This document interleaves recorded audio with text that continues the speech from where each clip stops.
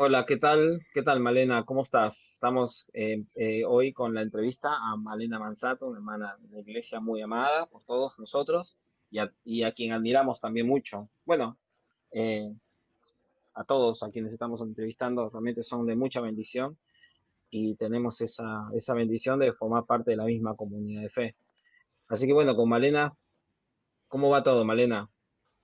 Bueno, bien, gracias a Dios, acá, esperando expectativa para ver qué va a pasar en esta entrevista. Por fin te encuentro, te estuve buscando por 2 semanas. Fue de mucha bendición escuchar las anteriores, así que más o menos conozco el formato. Bien. Bueno, entonces vamos a leer el versículo, ¿te parece? Lo leo yo. Ujú. El versículo que vamos a reflexionar es sobre Proverbios, como todos los demás hermanos, y está en Proverbios capítulo 12, versículos 3 y 4. Estoy leyendo la versión Reina Valera 60, que dice, el hombre no se afirmará por medio de la impiedad, mas la raíz de los justos no será removida. La mujer virtuosa es corona de su marido, mas la mala como carcoma en sus huesos. Eh, Malena, desde hace muchos años vos estás... te voy a preguntar unas cosas, a ver, que siempre te digo y quiero aprovechar. Mucha gente no sabe que vos te exiliaste en Brasil en una época, ¿no? ¿Mm? Eh, ¿A qué edad fue? ¿En qué periodo de tu vida? Y si se puede saber por qué razones o cómo, qué te llevó a exiliarte. Bueno, yo tengo una edad que, que en mi juventud pertenecía al idealismo de la lucha por los derechos humanos, donde todos pensábamos que íbamos a salir adelante con mucho esfuerzo y mucha lucha. Ujú. En principio te cuento que yo soy hija de, mis padres eran radicales, súper estructurados, con boinita y qué sé yo, pero mi primer trabajo, estando en el secundario, fui telefonista de una oficina de la UOM, imagínate. Ah, Ahí aprendí la marcha por primera vez. Bueno, ahí tuve algunos conflictos familiares, pero bueno, en principio lo aceptaron por tener un trabajo. Pero en el secundario, la escuela secundaria donde iba, en ese momento, yo soy de La Pampa, este, realmente los movimientos estudiantiles en los 70, 72, 73, 74, eran muy fuertes. Así que a partir de ahí es que me involucré en lo social, en principio, en la mirada de los derechos humanos, en poder divisar la necesidad del otro y de la otra. Así que en mi casa, mi abuela, mi abuela materna, mis padres eran separados, en realidad, en esa época. Mi abuela materna fue la primera mujer que conoció el Evangelio en la familia, así que influenció bastante en sus hijos, hijas, algunos se convirtieron, otros no. Mi mamá fue una de las que sí, pero mm, ella mi abuela era de una iglesia pentecostal muy cerrada, nunca se cortó el pelo, este, la verdad que en la edad nuestra, mía y de mis hermanos, acercarnos a ese tipo de iglesia no, no coincidíamos con nada, ¿no? Entonces, mi mamá tuvo la visión de ir a otra iglesia, a una iglesia de la Alianza Cristiana y Misionera, que en ese momento era muy fuerte en mi ciudad, pero a pesar de eso, de asistir a la iglesia, eh, tenía como dos mundos, ¿no? El de la iglesia muy espiritual y por otro lado el del movimiento por la lucha muy fuerte. claro. Y entonces, Entonces, te he preguntado, en esos movimientos estudiantiles, este, intercambiábamos mucho, estábamos muy cerca de Córdoba, así que se intercambiaba mucho toda la zona sur de las provincias, el movimiento de la Juventud Peronista, a la cual ya estaba afiliada después de mi trabajo, venía muy fuerte, conversábamos mucho, hablábamos mucho, y cuando terminé el secundario me decidí venir a Buenos Aires.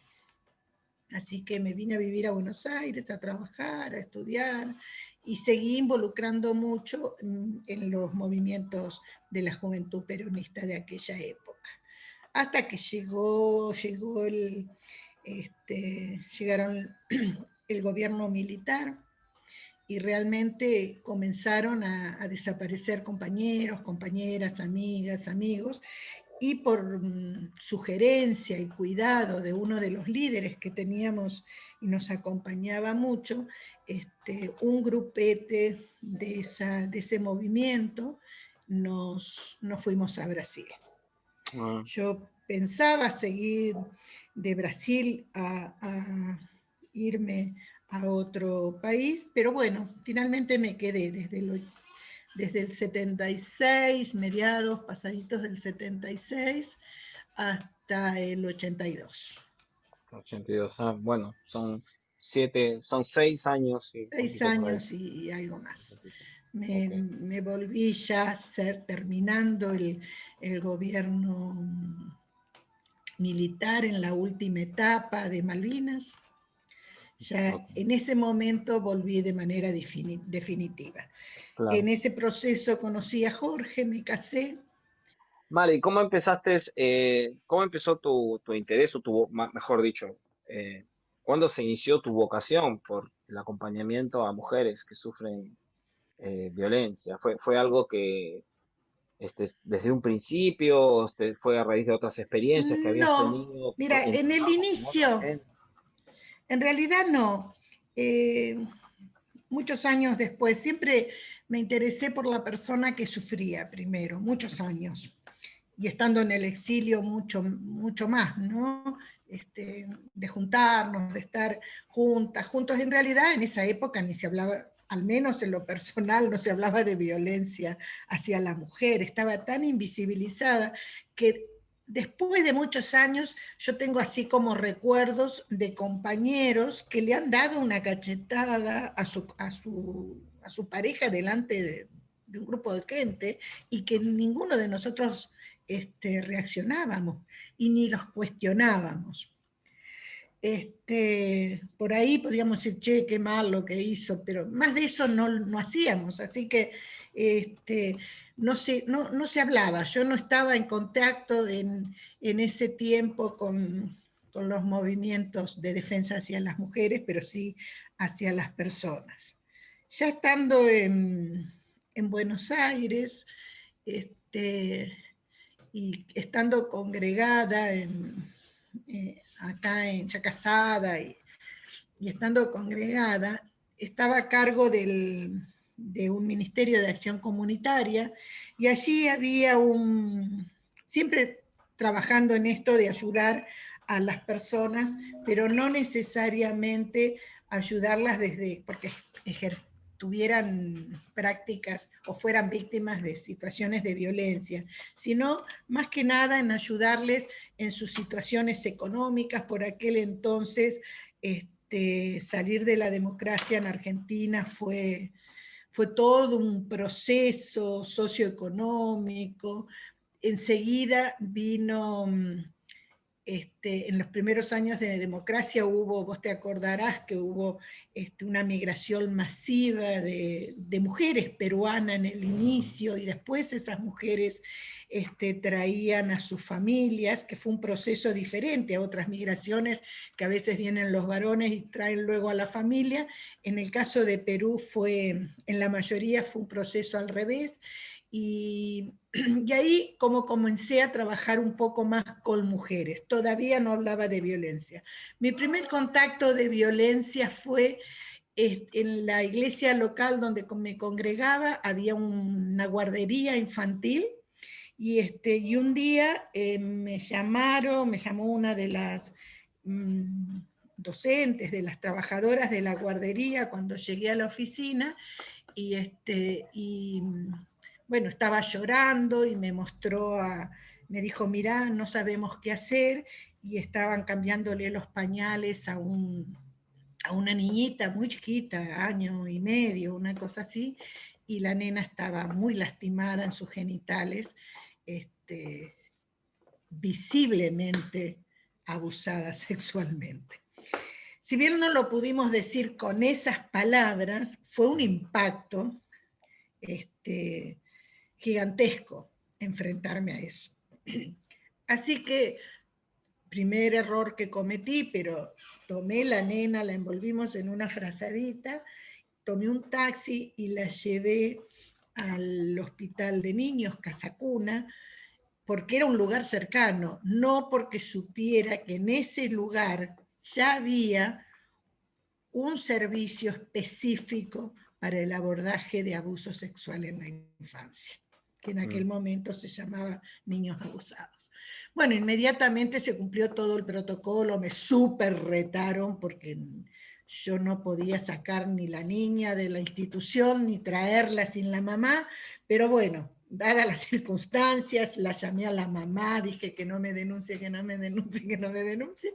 La mamá era víctima de violencia en su casa, bueno, acompañó a la niña y a partir de ahí me comencé a preparar porque dije, no puedo estar frente a esta situación sin saber qué hacer, porque era algo totalmente nuevo para mí. Y ahí descubrí un mundo distinto. Se empezaba en Argentina a trabajar con mujeres, en esos años se inauguraba la Dirección General de la Mujer, que fue, en la ciudad de Buenos Aires éramos municipalidad todavía, no éramos ciudad, y en el primer ejercicio de democracia quedó a cargo de Desarrollo Social Loli Domínguez, y ella arma una subsecretaría de la mujer en el Parque de la Ciudad, allá. Bien Claro, cómodo para que las mujeres se asistan. para que lleguen Pero, fácilmente. pero yo recuerdo 2 o 3 años tomar el tren, el colectivo a Retiro, y tomar un tren y un trencito e irme a preparar a la Dirección General de la Mujer, que hoy, después de muchos años adelante, soy parte de ese inicio, ¿no? Malena, y cuando comenzaron a suceder estas cosas, más allá del nombre de la iglesia que no necesitamos mencionar, pero ¿cuál fue, primero, tu reacción puertas para adentro, o sea, de tu propia vida, en lo que respecta a tu fe, cuando vos te encontrabas con esas situaciones y te fuiste adentrando y viendo, porque alguna vez me contaste que cuando empezaste luego a trabajar puntualmente acompañando a mujeres que sufren violencia y abuso sexual y todo esto, estos vejámenes, eh, vos me contaste que habías pensado, ¿no? Que esto, o sea, que era algo abierto para el afuera y te Como encontraste ese con que la primer mayoría, caso, tal cual, como y ese fue, primer caso no era creyente la señora, y me empecé a formar en un lugar donde las profesionales que estaban ahí no eran creyentes, yo pensé que esto era todo para el afuera y que desde el centro comunitario esta herramienta me iba a servir para llegar a las mujeres del barrio, y como en algunos años de mi vida, uno quería traer a la mujer a la iglesia y tenía otra concepción de lo que era sí, como todos iglesia. nosotros, todos hemos ¿Eh? pasado por eso, ¿no? Entonces yo decía, esta herramienta es para ganar al mundo, a las mujeres que están allá afuera. Pero cuando realmente empecé a hablar de este tema, hasta hoy, en un 80% de las mujeres, niños, niñas y niñas que trabajo, son de la dentro de las comunidades de fe. Sí, Y eso fue y un impacto muy eso te iba grande, a preguntar, sí. porque tuve que revisar mis creencias y pude ver, ¿no? Pude ver. Era como que tenía un vendaje de que nosotros éramos los santos, las santas, las elegidas, y que nada de esto nos iba a pasar. Y cuando entré por otra variable, vi que nos pasaba iguales cosas o peores de las que vivían la gente afuera. Y que nosotras, como evangélicas, como mujeres de fe formada con esa, que éramos tan buenas, las de adentro, las de afuera, ese binarismo, las buenas, las malas, las creyentes, las del mundo, eso fue una crisis fuerte en mi vida, ¿no? Fíjate que el pasaje habla del hombre, eh, no se afirmará por medio de la impiedad, mas la raíz de los justos no será removida. Y tiene como un concepto un poquito Machirulaje total. machirulo, ¿no? La mujer virtuosa es corona de su marido, mas Ahora, la ¿qué mala es como, ¿no? carcoma en Carcoma sus en sus huesos? huesos, ¿no? Ahora, Y ¿qué yo me es ser imagino que virtuosa? no, y además te habrás encontrado con muchas mujeres no que no se plantean esa pregunta, sino que la dan por sentada y que cargan, ¿no? Con eso de, además de ser violentadas, Que me he encontrado y que me y encuentro. te encuentras. Y que me encuentro. ¿Qué ¿No? pensás de eso? O sea, más allá de la cuestión teórica, o sea, vos cuando te encontrás con eso, ¿qué es lo que sentís vos internamente? Porque por ahí a veces la gente piensa, cuando ve a una persona de carácter fuerte, y vos lo tenés, y decidida, y que ha realizado proyectos que tienen muchos años, ¿no? Porque vos sos una mujer que ha emprendido todo un ministerio que es un ejemplo para muchos países de América Latina, sos una referente. Eh, Quizás olvidan que estamos hablando de una mujer que es mujer, que se mueve en este Ujú, ambiente también, pero por otro ujú. lado, también que tiene un compromiso con las personas a nivel humano, ¿no? Que pones el cuerpo, que pones tu corazón cuando haces esto. ¿Qué te pasa a vos cuando te encontrás con estas situaciones en particular? ¿Qué cosas has aprendido con el tiempo? ¿Cómo has batallado con esto? Porque muchos quizás se disuaden, ¿no? Dicen, no, esto no es para mí, esto es muy duro, ¿no? Algunas cierran los ojos y miran para otro lado, otros quizás directamente lo niegan, ¿no? Y otros hasta lo combaten, ¿no? Y a veces estos no son los otros, son círculos de amigos, son tu propia comunidad de fe, pero vos, Malena, ¿cómo has pasado este tiempo? ¿Cómo has hecho para seguir adelante con Yo todo creo que esto? la fe me ha sostenido, ¿no? A pesar de muchas historias que creo que otras personas podrían estar hasta fuera no solo de las iglesias, sino de la comunidad de fe, sino fuera de la fe en Dios. Pero a mí la fe, a mi manera, mi espiritualidad, me ha sostenido. Me ha sostenido y me ha dado paciencia. Yo en todos estos años, y creo que desde muy joven, lo que más he trabajado y pensado y repensado y tratado de tener es paciencia. Porque vos recién decías, sos una mujer de carácter fuerte. Y sí, tuve también violencias, ejercí violencias, tenía pensamientos violentos. Vengo de un movimiento donde era muerte o Patria o libertad, muerte. ¿viste? Bueno, patria o Patria muerte. o muerte, no era cosa pequeñas cosas las que pensaba y en las que había sido formada. Así que mucha paciencia, mucha calmarme, pensar, fui como teniendo herramientas en este aprendizaje de cómo salir de la situación, no podía decirle al otro o a la otra, no hagas esto si yo lo hacía. Entonces eso para mí fue un aprendizaje que llevó muchos años y que lleva hasta el momento de ahora ese repensar, ese parar, ese respirar, empezar de vuelta, el aprender la frustración. ¿Mm? Mm. El aprender la frustración. Ayer, antes de ayer, escuchaba cuando se retiró el Pepe Mujica El renunció Congreso. a su banca del Congreso, él decía que no es tan importante ganar como saber separar otra vez y empezar de nuevo. Mm. Y cuando lo dijo, sentí, wow, mira el Pepe, porque el Pepe pasó cosas terribles. Y yo dije, es verdad, no siempre he ganado. Es más, creo que tengo más batallas perdidas que ganadas. Pero ese proceso de haber tenido la habilidad de manejar la frustración me ha ayudado mucho, mucho, mucho. Y me ha ayudado a, bueno, a comprender el sufrimiento, a aceptar a veces hasta la hipocresía de algunos de estos varones que dicen que sus mujeres les carcomen los huesos, ¿no? Y, y es una lucha muy interesante la que escucho, con tanto patriarcado, con tanto machismo, con tanta negación. Hace unos días estoy en un seminario dando unas clases y, y nada, de 30 y pico hay 2 personas que un ataque feroz, vinieron a la carga ferozmente por un concepto que dije. Así que bueno, pero siempre yo como broma digo, me doy una ducha y después abro la canilla de vaselina para que en Te cierta resbala. forma algunas cosas me resbalen. Si no, no podría seguir adelante. Mm. ¿Qué es lo que más te duele cuando ves, cuando pensás en las derrotas, Malena?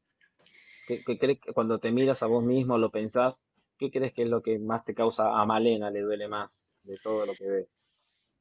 Y esta frustración de no poder hacer nada, de que la otra persona no se dé cuenta que puede vivir diferente, o la injusticia me da así, ¡paf!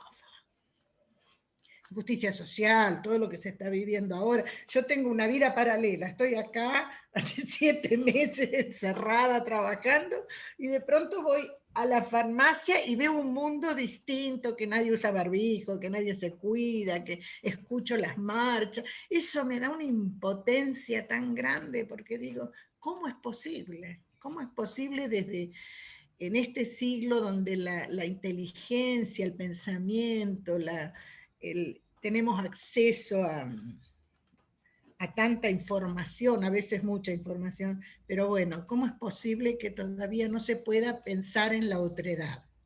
Mm, Eso sí todavía es un dolor. sí. Yo estaba pensando en cómo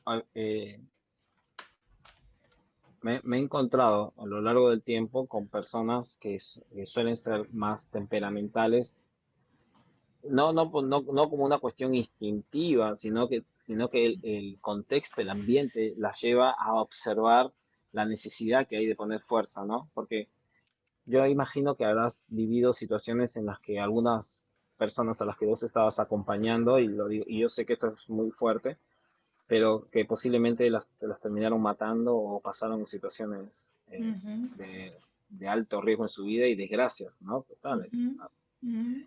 Eh, entonces, pareciera que la impotencia a veces viene por ese lado y por otro lado también el dolor, ¿no? Porque es como que el margen de riesgo no es muy grande. Realmente a veces se trata solamente de una decisión mal tomada y al día siguiente está. Estás en otro, sí, incluso es verdad, yo que coordino los grupos de hombres que ejercen violencia, cuando alguno reincide y cae preso y escuchás todo el relato y te llama desesperado de la cárcel, vos decís, pero qué pedazo de zapallo que no le pudo caer. Y después me cuestiono, ¿y no será que yo no intervine bien? Pero bueno, también aprendí que como personas adultas también decidimos qué hacer en nuestras vidas, ¿no? Y las Sí, personas sí, claro. deciden. Sí. Mm. Em, eh, ¿cómo, cómo ha sido la reacción en general en estos años en tus círculos de amigos porque vos te has movido en círculos eclesiales, digamos, de diferentes niveles,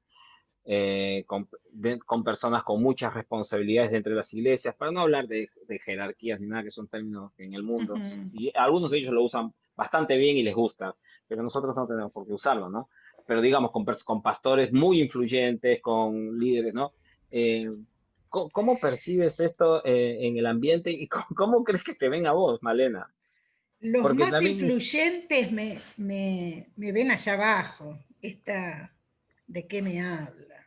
No conoce la palabra, se quedó en el tiempo que era guerrillera, qué sé yo, no te hacen bromitas de ese tipo. ¿Y qué vas a hacer? Pero yo aprendí también que cuando más se resiste una jerarquía a escuchar es porque lo vive. Mm, Y he tenido algunas herramientas como para pisar el palito. Y después comprobar por ahí, porque me ha tocado escuchar a sus hijas, sus hijos, sus hijas, o a sus mujeres propias también.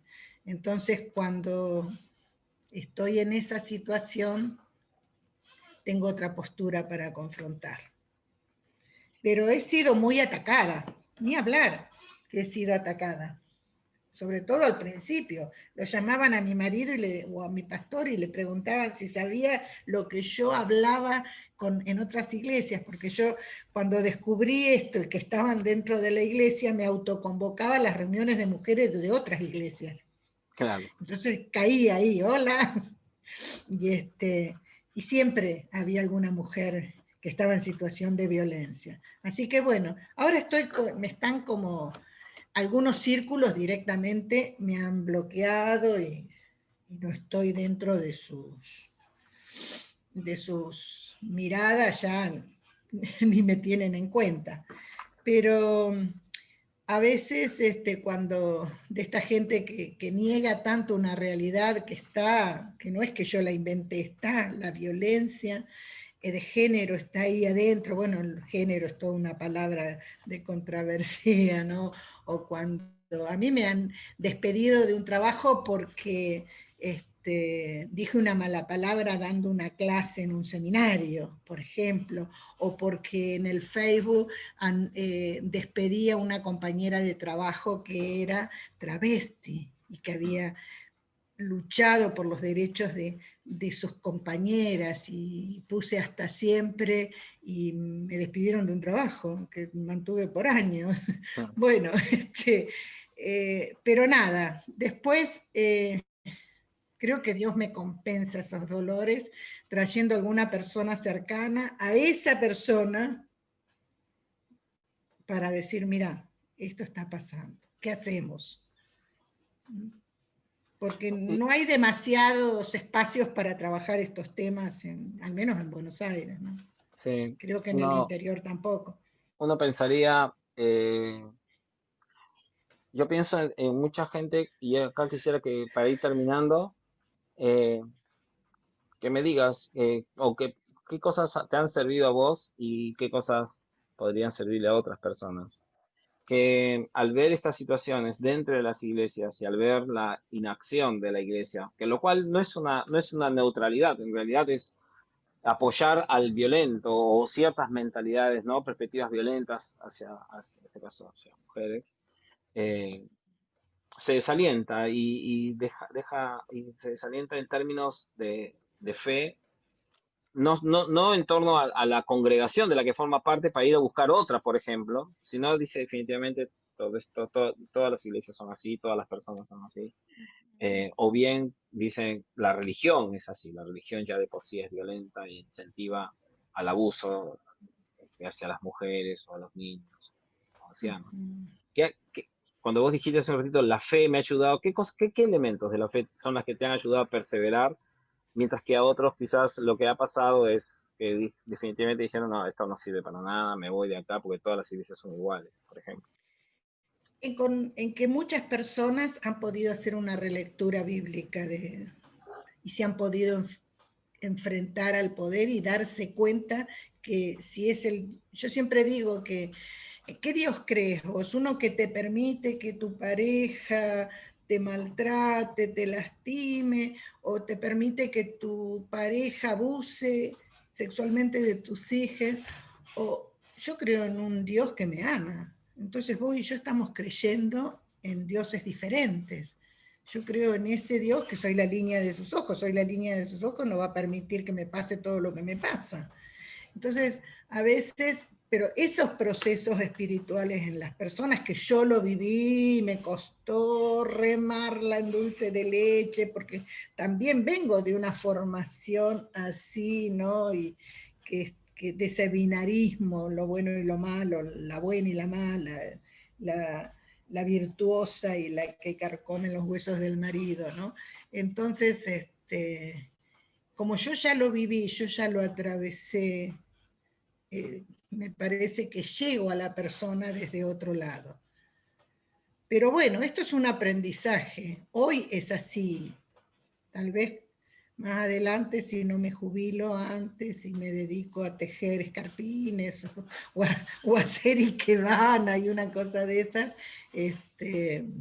creo que todos los días aprendo a, a poder alimentar mi fe, a poder atravesar mi espiritualidad y en un mundo a veces yo pertenezco también a algunos grupos que no son evangélicos y sobre todo los profesionales donde ven la fe y sobre todo de los evangélicos como terrible porque pareciera que todos somos re malos, re horribles, qué sé yo, y llevar la fe al ámbito académico y ver que algunos y algunas profesionales en las universidades pueden empezar a pensar que no todos y todas somos iguales, eso también para mí alimenta mi fe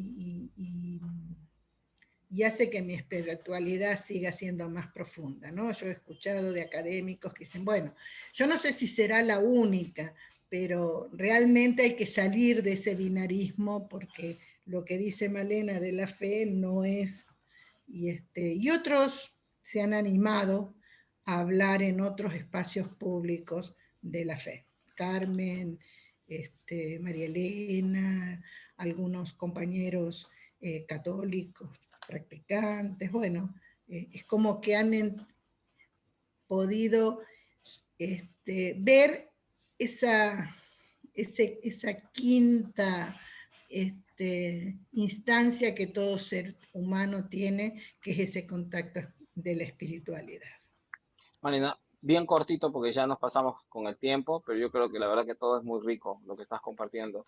Pero si te pregunto, una historia en la que vos a veces te apoyás porque, o recordás siempre con alegría de alguien, de una de las de mujeres que hayan estado sufriendo violencia y que vos viste que por la gracia de Dios y con el acompañamiento que hicieron de las muchas que has acompañado, que su vida haya dado un vuelco positivo y que vos que puedas contar muy brevemente o que a vos te llena de alegría cada vez que la encontrás, porque que Hay muchísimas, una, a ver, muchísimas, que te venga. pero una que se me venga, hay una mujer que hace un tiempo, ya hace varios años, me escribió un mail, porque se usaban mal los mails, ni sé cómo llegó ella el mail mío, de Chile, que era víctima en situación de violencia. Y le había contado a su pastor, y su pastor, como el marido era una persona influenciante en la iglesia, no la había podido ayudar. Bueno, no sabía qué hacer, y por mail hice todo un acompañamiento por 2 años. Después salió el Facebook y empezamos por Facebook, pero por mail hice un acompañamiento y, y siempre, ahora para el Día de la Madre, ella volvió a escribirme y suele decirme, ¿qué sería de mi vida si no te hubiera conocido? Una de las tantas, y eso sí, me llena. Ahí sí, qué bueno. Con esa sola alcanza, ¿eh? Claro, Pero sé que hay muchas más. sí. Bueno, Malena, muchas gracias. Qué bendición. Mira, todo lo que despierta un versículo, ¿no? Te Gracias a mando, ustedes, a vos, a la comunidad toda.